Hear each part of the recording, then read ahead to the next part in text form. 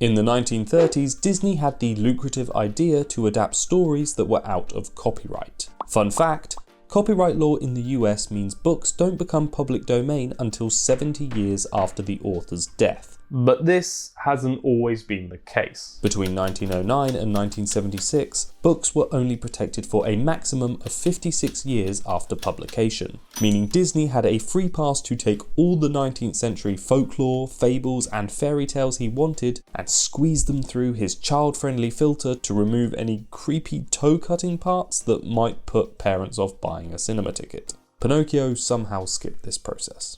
As a result, many of us, including myself, grew up associating fairy tales with the animal talking, spontaneous singing, step-parent shaming Disney depiction. That is, until I picked up Bill Willingham's incredible comic book series, Fables. Willingham not only puts all the toe-cutting back into his comic books, but reworks the narratives and updates the characters in a way that means you'll never watch those old Disney VHS tapes with the same eyes. If you haven't read the comics yet, this video will contain major spoilers for the series. And with that warning out of the way, here are 5 times Fables ruined your Disney childhood.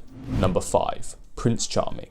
Much like the Doctor or James Bond, you might consider Prince Charming a title passed on to certain royal rescuing noblemen. After all, it couldn't be the same man marrying all these Disney damsels, could it? That character would surely be an arrogant, spoiled, womanizing scoundrel.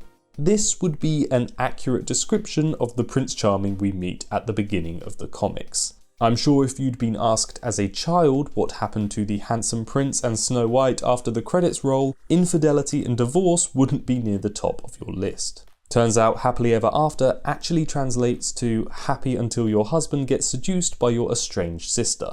But not all relationships work out in the long term, especially when their foundations are little more than tonguing poisoned apple chunks out from each other's gums. After marriage number 1 falls apart, Prince Charming is recruited by a good fairy to rescue Sleeping Beauty, but marriage number 2 breaks down even faster than the first. For bride number 3, Charming decides to make the girls come to him, hosting a ball where he meets Cinderella. After some slipper slippage and toe severing, the two are happily married. However, almost immediately after their exile to the mundane world, Cinderella was looking up the number for a good divorce lawyer. As much as this version of Prince Charming might shatter the one true love romantic expectations presented by Disney films, this realistic reimagining does make for one of the most entertaining characters in the series. Number 4. Pinocchio. As previously mentioned, Pinocchio isn't exactly the most child-friendly Disney classic. You could even go so far as to call it emotionally scarring in places. I wanna go home to my mama. But the puppet's journey to become a real boy is on the whole an endearing watch. However, the Fables interpretation acts as a good reminder to always read the fine print, especially when it comes to fairy magic. When we first meet Pinocchio in the comics, he's still the real boy he became at the end of the film. But that's kind of the problem. The Blue Fairy took his wish too literally and trapped him at the wrong end of puberty for eternity. As Pinocchio himself poetically puts it, he's over 3 centuries old and still waiting for his balls to drop. Pinocchio goes on to play a crucial role in the story and embarks on a quest with much bigger goals than just getting laid. So however you feel about Disney's original version, I'm sure the last thing any of us expected in the sequel was a prepubescent former puppet desperate to get his rocks off. Number 3. The 7 Dwarfs. It's a classic pub quiz question to name all 7 dwarfs from Snow White. Drowsy, sleepy, sneezy, rapey.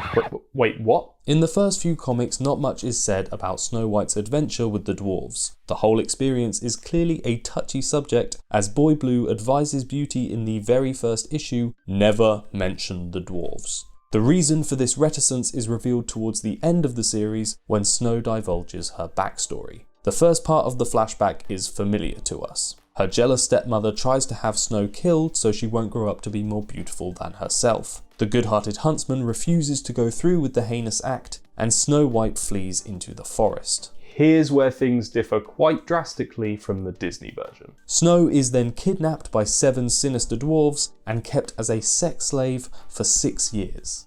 I apologise for any cherished childhood memories destroyed during the duration of this video. Unlike Cinderella's toeless siblings, this bleak reimagining doesn't harken back to the original Grimm's fairy tale. This was a creative choice by Bill Willingham to present his Snow White as a hardened, tougher, more resilient version of her Disney counterpart. And his motive makes sense later on, when the overarching story forces Snow to face repeated hardships to keep her own family away from harm. Interestingly, Snow does get revenge on her cruel captors. Once married, Prince Charming promises his first wife a gift, and to his surprise, Snow requests fencing lessons. It's one of the few redeeming qualities of their marriage that Charming remains silent on the subject when dead dwarves start showing up in his kingdom. In fairness, a belly full of steel would give Grumpy something legitimate to moan about. Women. Number 2. Rapunzel. First things first, Tangled is way better than Frozen, and I will die on this hill. He's crazy. Secondly, the romantic tale of Rapunzel falling in love and rediscovering her long-lost family is a frying pan-induced coma dream compared to Fables. Rather than being kidnapped as a baby, Rapunzel is sold by her parents to an evil witch who keeps her locked in a tower. Instead of the lovably roguish and smoulderingly handsome Flynn Rider discovering her prison, it's yet another prince with a more indecent definition of the word rescue. Upon discovering that Rapunzel is pregnant, the witch abandons her in the wilderness. She would have likely died during childbirth if it weren't for the help of a stranger. This mysterious midwife's generosity, though, is short-lived, as during labour she drugs Rapunzel and then steals her newborn twins. Not a love song or glowing lantern in sight in this version. At least in the original Grimm's fairy tale, Rapunzel keeps her children and is eventually reunited with her prince. Bill Willingham really out here trying to out-Grimm the Brothers Grimm. Before we talk about number 1, please don't forget to like this video and subscribe to the channel, because that is the best way to let me know that this is the type of content I should be making more of. Number 1. Geppetto. Here again, I feel compelled to give a spoiler warning because we will be covering some pretty big revelations for the series. We've already talked about how Pinocchio might not be the most wholesome Disney classic, but surely any criticism you have with the film doesn't include the lovable woodcarver Geppetto, whose heartwarming motive to have a son is so entwined with the Disney brand, it's the theme music for the logo.